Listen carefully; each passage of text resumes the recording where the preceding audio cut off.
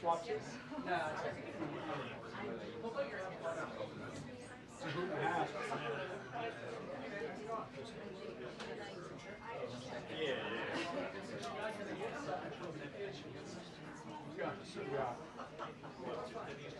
Hi, how are you?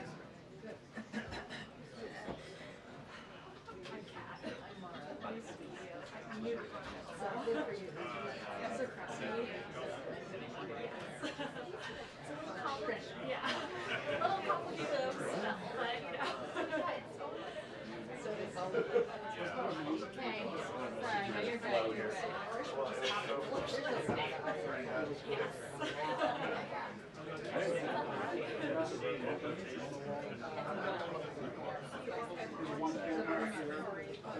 No, I actually was covering policy for the long term, which is relevant to the White House. I'm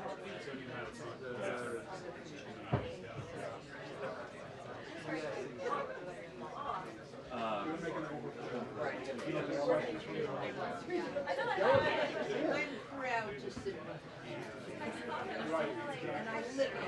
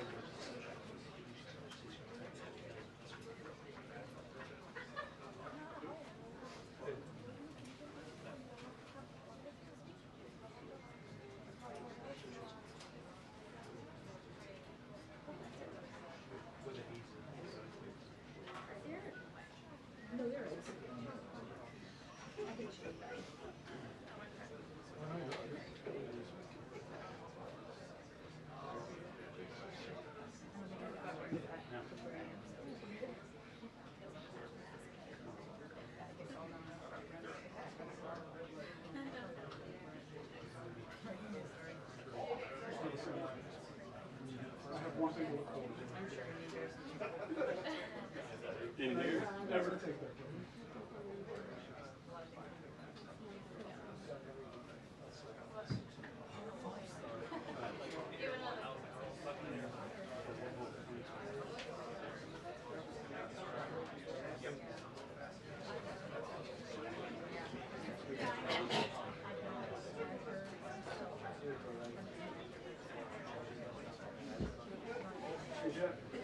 Good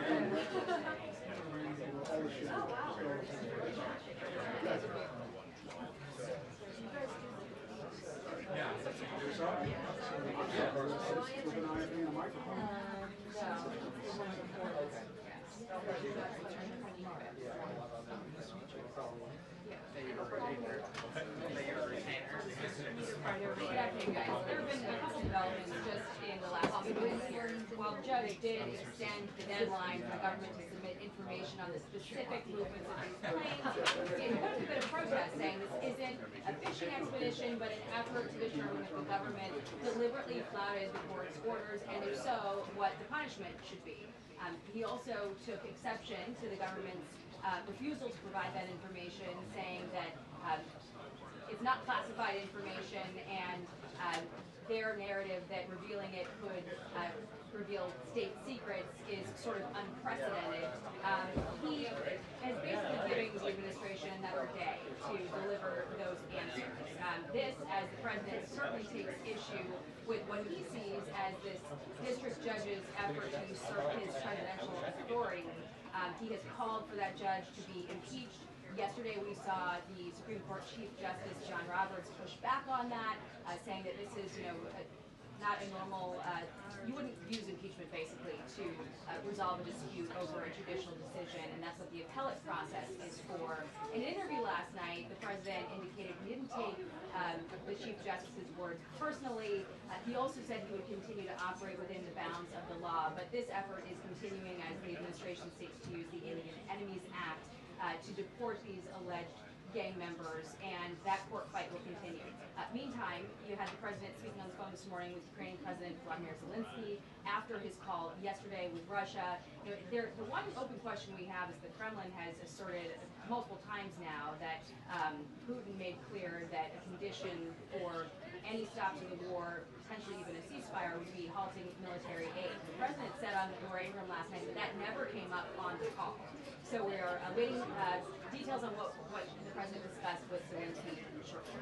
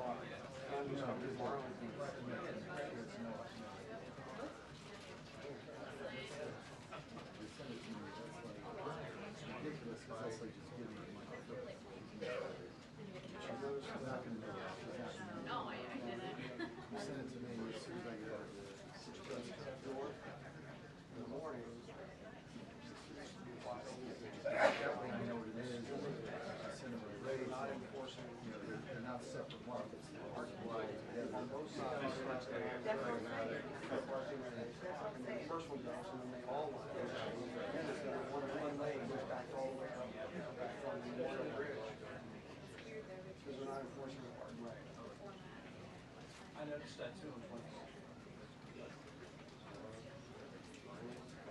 Anywhere you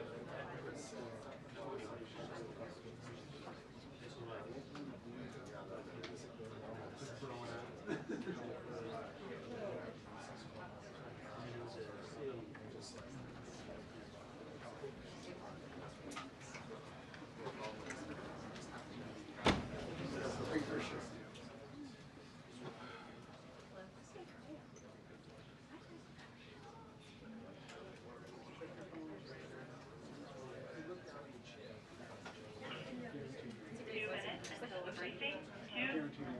Permanent spring. Spring. Love it. Sailing.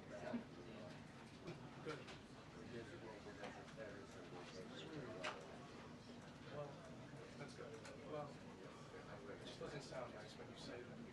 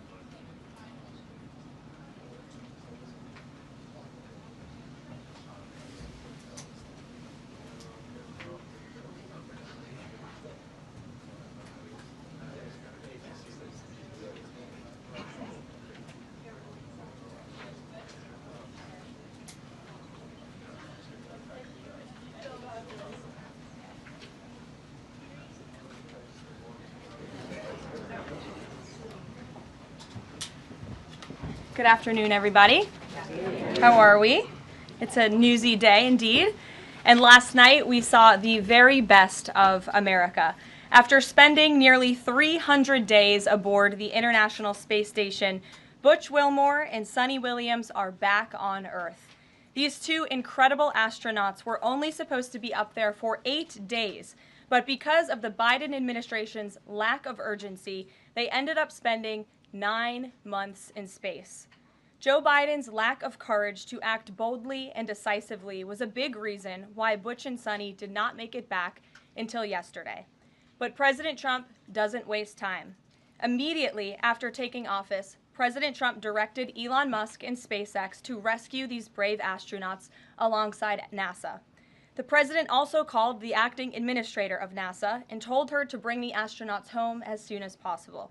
As acting administrator Janet Petro said herself yesterday, per President Trump's direction, NASA and SpaceX worked diligently to pull the schedule a month earlier. The president looks forward to welcoming Butch and Suni to the Oval Office when they are recovered. This historic mission brings new meaning to President Trump's promise to always look out for the forgotten man and woman. On another important matter, yesterday, President Trump and President Putin spoke about the need for peace and a ceasefire in the Ukraine war. Both leaders agreed this conflict needs to end with a lasting peace and also stressed the need for improved bilateral relations between the United States and Russia.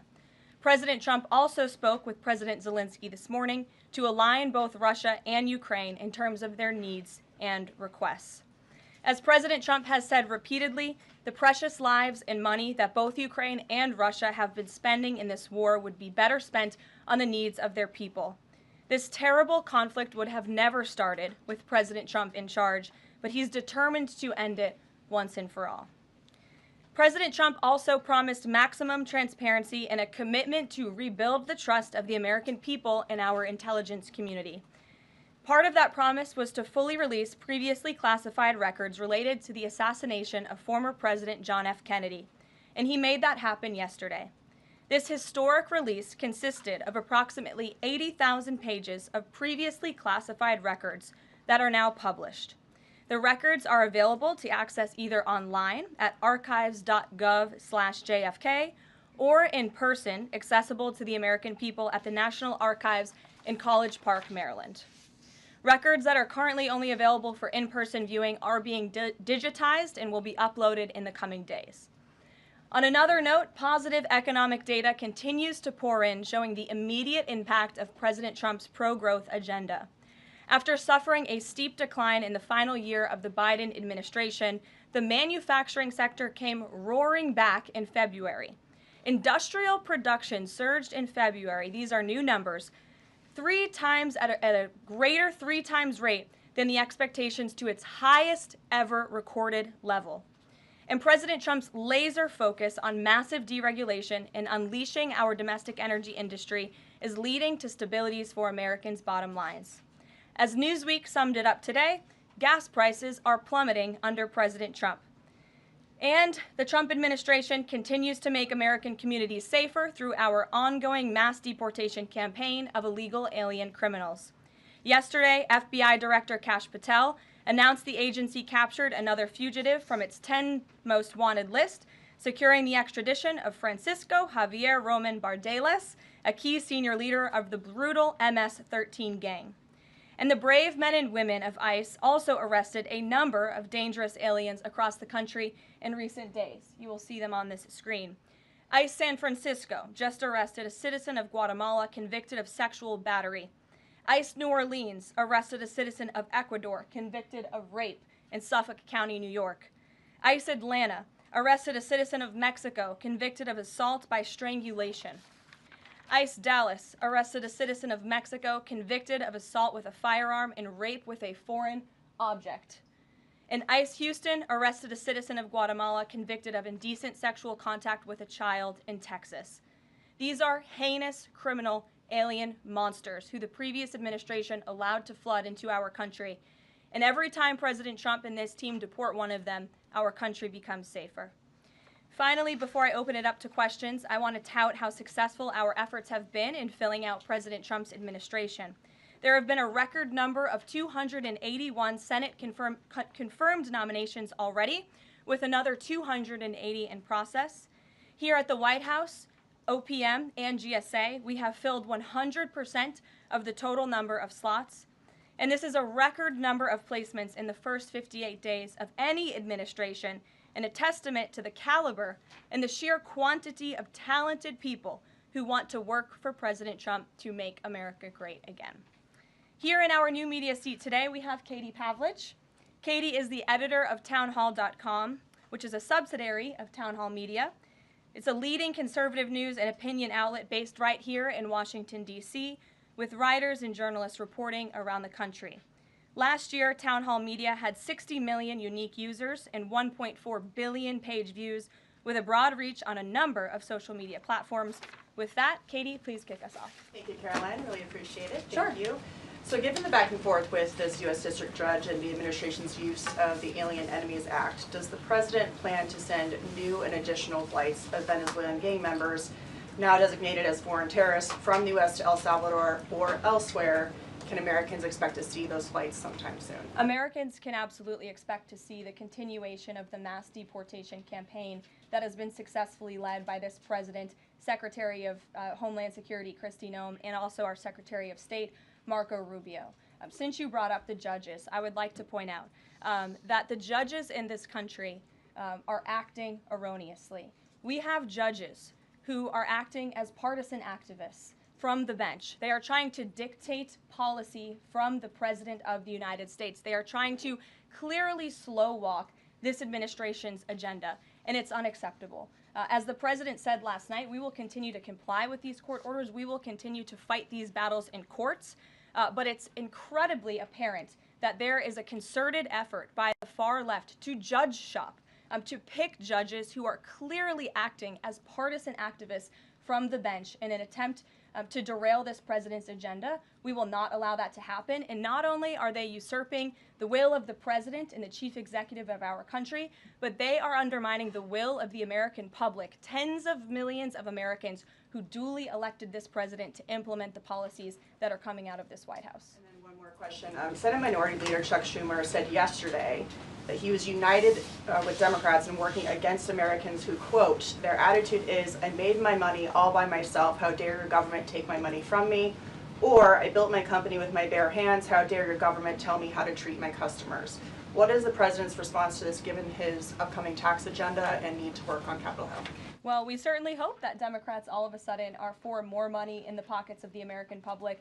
The president has made it incredibly clear that he is committed to tax cuts. He is committed to passing a big reconciliation package later this year, ending no taxes on tips, taxes on overtime, no taxes on Social Security for our hardworking seniors. And we encourage everybody on Capitol Hill to support that when it comes to the finish line, especially Democrats who clearly need a boost from the American public right now. Their approvals are at an all-time record low.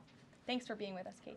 Garrett. I have one other question, but I want to follow up on Katie's question, actually. You said the mass deportation campaign would continue, but she asked about the flights specifically. Will those flights to El Salvador continue while this case is being appealed? We don't have any flights planned specifically, but we will continue with the mass deportations. And I would just like to point out that the judge in this case is essentially trying to say that the president doesn't have the executive authority to deport foreign terrorists from our American soil.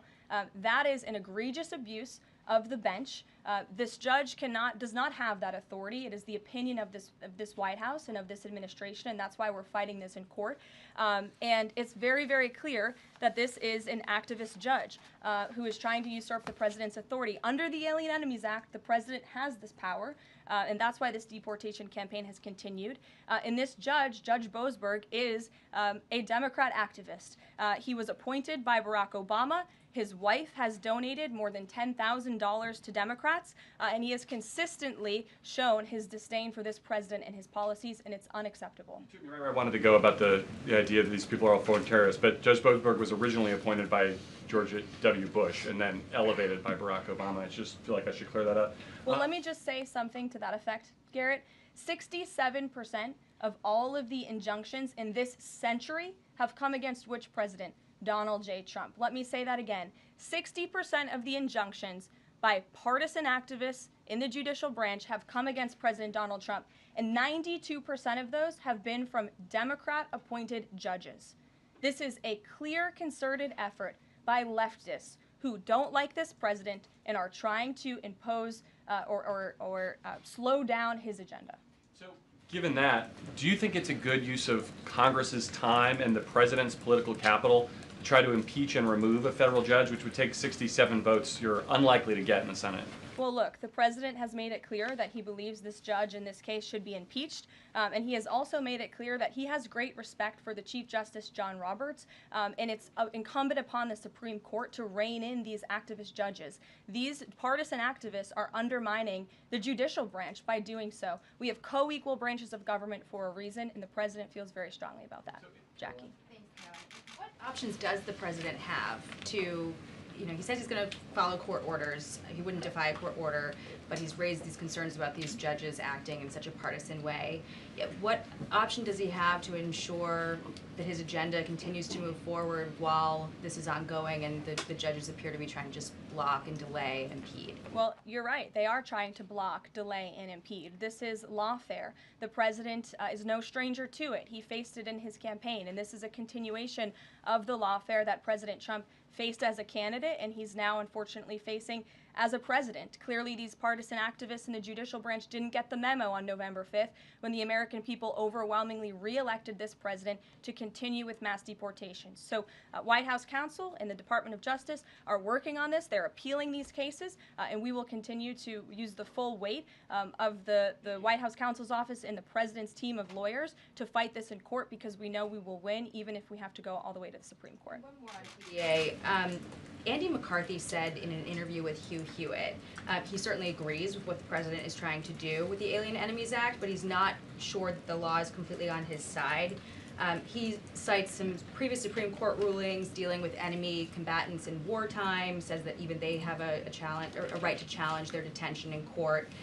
He raised concern also that while TDA has been designated as a terrorist organization, these individuals hadn't been prosecuted for terrorism. So my question is, will the president ask Congress potentially to declare war on these cartels for the invasion that he's talked about so that he's on stronger legal footing? Well, we absolutely disagree with the legal opinion of the individual that you mentioned. We would not have moved forward with this if we didn't believe the president. This was within the president's executive authority to continue with this mass deportation effort under the authority provided to him under the Alien Enemies Act. And when you read the act, as I did last time at the podium, a predatory incursion is absolutely what has happened with Tren de Aragua. They have been sent here by the hostile Maduro regime in Venezuela, and the president, immediately upon taking office, designated TDA as a foreign terrorist organization. And under this act, it is within the president's authority to deport these terrorists. And anybody trying to defend these terrorists who have now been sent off of American soil should talk to the families of the individuals who these heinous monsters have killed and have raped. If you talk to those families, they are so heartened by the president's decision to take tough action and to use his executive authority, something that no other president has been willing to do, because President Trump does what he says he's going to do, and he is deporting these foreign terrorists from American soil to secure our homeland, and he's within his rights to do that. Jennifer.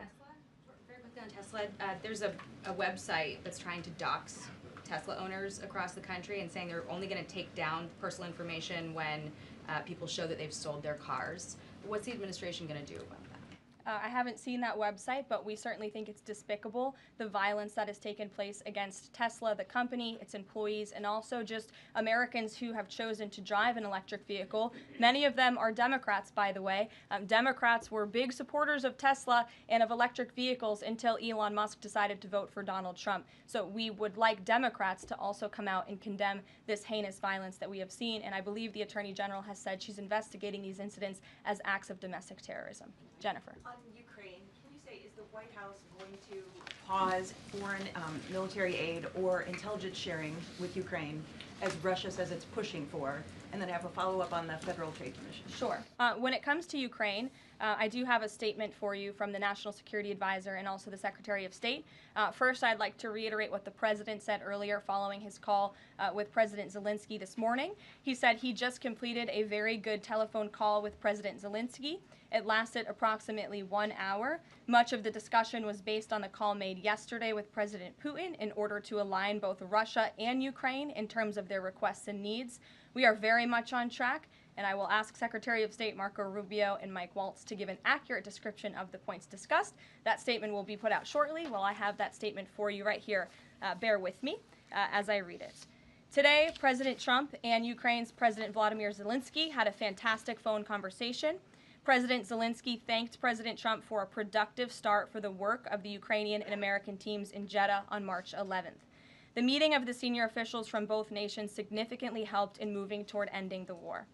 President Zelensky thanked President Trump for the support of the United States, especially the Javelin missiles that President Trump was first to provide and his efforts towards peace. The leaders agreed Ukraine and America will continue working together to bring about a real end to the war, and that lasting peace under President Trump's leadership can be achieved. President Trump fully briefed President Zelensky on his conversation with Putin and the key issues discussed. They reviewed the situation in Kursk and agreed to share information closely between their defense staffs as the battlefield situation evolved. President Zelensky asked for additional air defense systems to protect his civilians, particularly Patriot missile systems, and President Trump agreed to work with him to find what was available, particularly in Europe. The two leaders also agreed on a partial ceasefire against energy. Technical teams will meet in Saudi Arabia in the coming days to discuss broadening the ceasefire to the Black Sea on the way to a full ceasefire. They agreed this could be the first step toward the full end of the war and ensuring security. President Zelensky was grateful for the president's leadership in this effort and reiterated his willingness to adopt a full ceasefire. President Trump also discussed Ukraine's electrical supply and nuclear power plants. He said that the United States could be very helpful in running those plants with its electricity and utility expertise. American ownership of those plants would be the best protection for that infrastructure and support for Ukrainian energy infrastructure. President Zelensky also thanked President Trump for continuing to push humanitarian concerns, including the exchange of prisoners of war. He noted they had just had a successful exchange and thanked the president for his leadership on that. President Trump also asked President Zelensky about the children who had gone missing from Ukraine during the war, including the ones that had been abducted, and President Trump promised to work closely with both parties to help make sure those children were returned home. They agreed all parties must continue the effort to make a ceasefire work. The presidents noted the positive work of their advisors and representatives, especially Secretary Rubio, National Security Advisor Mike Waltz, Special Envoy Kellogg, and others. The presidents instructed their teams to move ahead with the technical issues related to implementing and broadening the partial ceasefire. The presidents instructed their advisors and representatives to carry out this work as quickly as possible. The presidents emphasized that in further meetings, the teams can agree on all necessary aspects of advancing toward lasting peace and security. That is a lengthy statement that was just given to me, so thanks for bearing with me. Our office will, of course, provide this after. And as you know, as I just pointed out in the statement, the president's team of negotiators and national security experts will be heading to Saudi again later this week to continue working on and ironing out the details. But I would just like to emphasize we have never been this close to peace, and it's only because of President Trump that we are here. I think a couple of years ago, as you all reported on the war, it was incomprehensible to have a partial ceasefire in this conflict. And today, that is true because of the leadership of this president. So they agreed to closely share information between their defense staffs. Does that mean all intelligence sharing will continue? So the White House is rejecting Russia's request to pause. Intelligence sharing in terms of defense for Ukraine will continue to be shared. Mary. Thanks, Karoline. I have two questions. One on the United States Institute of Peace and then on the Supreme Court, if that's okay. Sure. So on the United States Institute of Peace, this is a little bit wild. I understand the old president refused to leave after he was removed from his position. He barricaded himself in his offices, had to be escorted out by police, left the building without Wi-Fi, telephones, elevators, and more, and is now telling media that Doge broke in and illegally removed him. So can you comment on this sequence of events and specify, did Doge illegally enter? I'm really glad you brought this up, Mary. We were made aware of this story by individuals at Doge, at Elon Musk's team, and also at the State Department who were unable to access this building. And it became very clear that there was a concerted effort amongst the rogue bureaucrats at the United States Institute of Peace to actually physically barricade themselves essentially inside of the building to prevent political appointees of this administration who work at the direction of the President of the United States to get into the building. There was a piece in the Daily Caller, thank you for sharing the truth on this, about what happened. Staff contacted the MPD in an attempt to prevent Doge personnel from entering. They barricaded the doors. They also disabled telephone lines, internet connections, and other IT infrastructure within the building. They distributed flyers internally, encouraging each other to basically prevent these individuals from accessing the building. I use this to say this is what Doge and this administration is facing. It's a resistance from bureaucrats who don't want to see change in this city. President Trump was elected on an overwhelming mandate to seek change and implement change, and this is unacceptable behavior. Thank you. And just really quick on the Supreme Court, I know it's been almost 3 years now since the leak of the draft Dobbs opinion to Politico, actually. A leak which sparked protesting outside the homes of the justices and even brought on one attempted assassination attempt. I know Justice Alito said that it made the justices targets for assassination, but yet the Supreme Court has not tracked down any leaker. Does the White House have interest in finding out who that leaker was, and can you comment on that at all? I know generally speaking the president has an interest in finding leakers and he believes it's unacceptable, and it's the position of this administration. You've seen the Secretary of Homeland Security has taken tough action at her agency. Leaking is unacceptable to this president and to the leaders across the board in this cabinet, especially when it puts people in harm's way. Sure. Thank you, Karoline. A mom whose daughter was forced to change in a locker room with a biological male at school filed a complaint with the DOJ. How will the Trump DOJ deal with violations of President Trump's orders protecting women and girls like this? I would defer you to the Department of Justice on that specific case, but the president has made it incredibly clear that it is the policy of this administration that there are only two genders, male and female, only two sexes rather, male and female, and that we are not going to tolerate such behavior by men pretending to be women. The president will continue to strongly stand for the rights of women and girls, not just in sports and on athletic fields, but also in private spaces like locker rooms and bathrooms. Sure. Go ahead. Thank you. On the FTC, two quick questions. Can you explain the president's thinking in his decision to fire the two Democratic commissioners, especially given that Mark Meadow is on track to be confirmed next week and there would be a Republican majority? My biggest question is why now? Sure. Because the time was right to let these people go, and the president absolutely has the authority to do it, and they were given ample notice in a letter that I believe your outlet reported on, so it pretty much explains exactly why this administration chose to let those individuals go. Is the ultimate goal to get this to the Supreme Court to try to overturn the 1935 precedent? The goal was to let these individuals go. If we have to fight it all the way to the Supreme Court, we certainly will. Rachel. Back to those deportation flights to El Salvador, can the administration provide any more details on how authorities determined that each of those men were in fact members of a gang? And if the White House can publish images, photos, videos of those men, why can't the administration just release basic information like their identities and names? We are not going to reveal operational details about a counterterrorism operation, but what I can assure you, as I said on Monday, we have the highest degree of confidence in our ICE agents and our Customs and Border Patrol agents who have committed their lives to targeting illegal criminals in our country, particularly foreign terrorists, and they had great evidence and indication.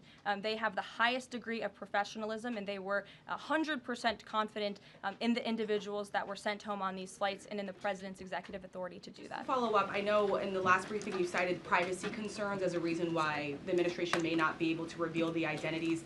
What exactly are the privacy rights of immigrants who were deported that the administration says were dangerous enough to be sent to El Salvador and sit in a prison? Again, as I just said, we're not going to reveal the operational details of a counterterrorism operation for quite obvious reasons. We're trying to combat terrorism here in the United States of America. Jeff. I could ask something else about the phone call yesterday. There was a couple different readouts from the Kremlin and the U.S. on a couple different points. One was energy and infrastructure. The U.S. statement said energy and infrastructure. The Kremlin said energy infrastructure. What is your understanding of what the actual substance of that disagreement was? Then I have one other question on that. I would defer you to the readout that was provided by the White House. That's our understanding, and that's the truth. I could ask a question about the judge as well. How does a president define a bad judge? Is it just someone who disagrees with him? And is that a dangerous precedent in this case, because this is a temporary ruling from Judge Boasberg that he could ultimately rule in your favor? Is he setting up a standard here for calling for the impeachment of a judge who may ultimately rule on your side? No, it has nothing to do with disagreeing with the president on policy. It's with disagreeing with the Constitution and the law. And it's trying to usurp the authority of the executive branch of this country. It's having baseless reasoning for these injunctions. And it's a clear effort by these judges to slow roll this president's agenda. And if you just look at the injunctions that this president has faced, deporting foreign terrorists from our homeland, hiring and firing of executive branch employees, which when the president is the executive of the executive branch. You also see an injunction by a partisan activist judge when it comes to the Secretary of Defense trying to determine the readiness of our troops and the qualifications of our troops in our armed forces. Does a single district court judge really have more authority over the Commander-in-Chief and the Secretary of Defense to determine who should serve in our United States Armed Forces? Absolutely not. Anyone who has taken a basic civics lesson can understand that, and it's ridiculous lawfare that we are witnessing. And it's. I'm sorry. The president said he respects the Chief Justice here. Does he respect him specifically on this case and this opinion, or respects him overall? And has he spoken to any other Supreme Court justices? The president respects Chief Justice Roberts overall. He just expressed that to me in the Oval Office, but it's also quite clear that the Supreme Court needs to rein in these judges who are acting as partisan activists, and they are undermining the judicial branch, and it's a dereliction of duty on their behalf.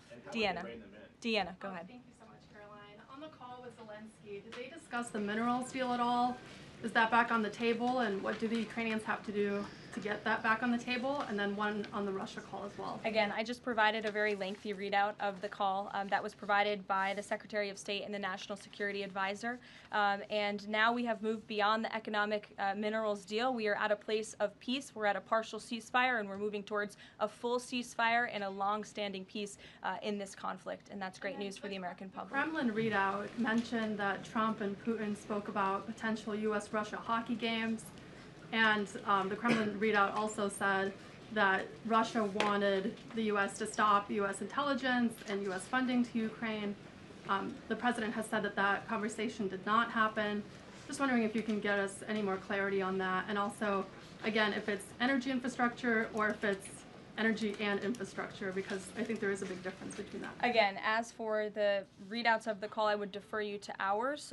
And when it comes to the topic of hockey, it did come up. However, we're more interested in securing a peace deal than scheduling hockey games right now. Sean.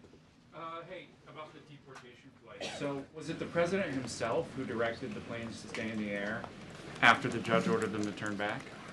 The president invoked the Aliens Enemies Act with a proclamation, which then directed the Department of Homeland Security and the Department of State to move forward with the plan of action. And as I said yesterday, all of the planes that were subject to the judge's written order took off before the order was submitted in court. I was asked and answered that question multiple times yesterday. Kate, go ahead. Is the president still considering pressuring Russia with sanctions or tariffs to try to get a full ceasefire? And is there any kind of deadline or timeline that the White House has in mind for when that pressure might ramp up? Again, the president had a nearly 2-hour-long call with President Putin yesterday. We provided a readout of that call, and we have his negotiating team heading to the Middle East this week to continue these discussions in regards to sanctions and any other details. I'm not going to give a readout of those from this podium. And on TikTok, is Oracle the leading contender for a deal? And would the U.S. back a deal that keeps TikTok's algorithm and the underlying technology still in Chinese hands? As President Trump does so well, we don't get ahead of ourselves when we are in the midst of the art of the deal. So when the president and this team are ready to announce a deal on TikTok, which is a high priority for the president, we will make that known. I've seen that reporting, but I'm not going to comment on it just yet. Sure, go ahead. Thank you, Press Secretary Leavitt. Some prominent Trump supporters have been making the case that Derek Chauvin deserves a pardon. They argue that he did not receive a fair trial. Joe Biden and other Democrats actually implied that he was guilty while the trial was going on. BLM rioters had these jurors under immense threat and pressure. mainstream media, frankly, many news outlets here today are complicit here. They chose to ignore the autopsy report. They chose to ignore the full body camera footage. They decided to slander Derek Chauvin as a racist cop instead. Does the administration believe Derek Chauvin received a fair trial, and will they consider a pardon moving forward? The president has been asked and answered this question. He said it's not something he's considering at this time. Philip. Thank you. Two questions. First, just a follow-up on the readouts from those calls. When it comes to the discrepancies between the U.S. and Russian readout of that call between President Trump and Putin, is it the president's assessment that something is getting lost in translation, or does he believe that the Russians are trying to play games here? Nope. The president believes in his team that put the readout out, and he also put his own out on Truth Social. We've been incredibly transparent about all of the president's calls with foreign leaders, and again, I would defer you to the readout. And then following up Michael. on... Thank you, Karoline. White House said yesterday that gas prices across the U.S. have fallen for the fourth straight week. 34 states now seeing gas under $3 a gallon. This limited ceasefire with Ukraine regarding oil refineries, energy, will that affect gas prices here in the U.S.? Well, it's certainly the president's hope that gas prices will continue to fall, and he's working every single day to ensure that we do. As you just mentioned, there's been very encouraging data. Inflation is cooling and gas prices are falling. The president has established a National Energy Dominance Council, and it's ultimately the president's goal. And this administration is working hard on it every single day to increase our energy production right here in the United States of America, to have it Trump energy boom like we saw in our first term, which will not only lead to lower fuel prices here at home, but also lessen the rate of inflation that was created by the previous administration. One more on Tesla, Karoline. Tim Walz, Governor Walz, saying last night he frequently checks Tesla stock boost during the day. How should Americans view politicians who take pride in the downfall of an American car company? I think that's quite sad, but I think Governor Walz unfortunately is living a sad existence after his devastating defeat on November 5th. Reagan, go ahead. Thank you, Caroline. Across the country, Tesla cars are being lit on fire, dealerships are being shot up, Molotov cocktails are being used. There was a website posted yesterday that shared the addresses of private Tesla owners and reportedly had Kash Patel's information on it. A.G. Bondi has called this acts of domestic terrorism. Does the White House have any indication that this is some sort of coordinated movement or that it's being funded by some outside group? And do you know if the investigation by the DOJ is being investigated as incidents of organized terror? I believe the Attorney General has made her comments clear on that. She is investigating these events as acts of domestic terrorism, and we fully condemn them. And as I said earlier to Jackie's question, we think it's despicable what is happening to not just this American company, but also their innocent employees. And again, innocent Americans who drive these vehicles. We condemn it wholeheartedly. Sure. More than 24,000 workers in 18 agencies are in the process of being reinstated. What is your message to these workers, and can you assure them they won't be fired again as the administration directs agencies to do more layoffs? Well, the administration is complying with the court's order. Again, as I have spoken about repeatedly, we think it's despicable that we have judges acting as judicial activists, partisan activists, trying to dictate who the President of the United States, the executive of the executive branch, can hire and fire. We have never seen anything like this. We are fighting this in court, and we will continue to fight it all the way to the Supreme Court if we have to. And as for federal employees, it's been the very common sense position of this president and the administration that bureaucrats here in Washington, D.C. need to show up to the office just like the rest of America. Middle-class Americans, from doctors to business owners to teachers to law enforcement officers, have to show up to their offices every single day. And the president has made it a clear priority that people in this city have to do the same. And we are also continue to be committed to reducing the scale of our workforce and to reducing the size of our federal bureaucracy here in Washington, D.C. to save taxpayers' money. Annie, go ahead. Thanks so much. In the statement that you read, you referenced the president's interest in helping return Ukrainian children to their parents and to their families. There's an organization that provides intel and information about those children that their aid has been cut. It's a Yale University program that used foreign aid. And I'm curious if, as part of this new thinking with Ukraine, that aid might be unfrozen. I have no updates about that or that specific program at this time. Karen. Thanks, Caroline. Just to follow up on your answer to the question on the minerals deal, you said that the White House has moved beyond the minerals deal. What does that mean? Is that no longer on the table? Nope. It means the minerals deal was that first set of framework that you all saw in that very public meeting with President Zelensky and President Trump in the Oval Office. We are now focused on a long-term peace agreement. As you know, on that deal, or that meeting between President Zelensky and President Trump, the Ukrainian president at the time wasn't talking about a greater peace deal. We are now at that place where we are talking about that. So we've moved beyond just the economic minerals deal framework, and we're looking at a lasting ceasefire. Right now we're at a partial ceasefire, but again, the president is sending his highly skilled, intelligent, and experienced team to Saudi Arabia later this week to continue fighting for peace in this conflict. And I would just reiterate one more time, we have never been closer to peace than we are today. Thank you very much, everybody. We'll see you later. Karoline, you Israel Gaza question?